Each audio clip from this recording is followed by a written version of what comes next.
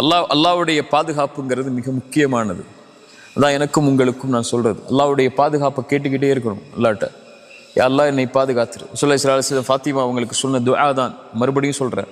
யா அல்லாஹ் என்னை விட்டுறாத, என்னுடைய இடத்துல என்னை விட்டுட்டு போயிடாத. யா அல்லாஹ் என் கண் சிமிட்டுற நேரத்தில் கூட என்னை விட்டுறாத, என் கூடவே இரு அப்படின்னு அல்லாஹ் இடத்துல கேட்டுக்கிட்டே இருக்கணும்.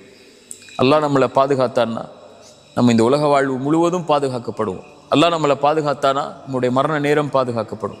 அல்லாஹ் நம்மளை பாதுகாத்தானா கபருடைய அந்த நிலைமை பாதுகாக்கப்படும். அல்லாஹ் நம்மளை பாதுகாத்தானா மஹ்ஷர்ல எழுப்பப்படும் போது பாதுகாக்கப்படுவோம். அல்லாஹ் நம்மளை பாதுகாத்தானா அல்லாஹ் அரிசியுடைய நிழல்ல நம்மளை பாதுகாப்பான். அல்லாஹ் நம்மளை பாதுகாத்தானா மறுமையுடைய விசாரணையில் அல்லாஹ் பாதுகாப்பான்.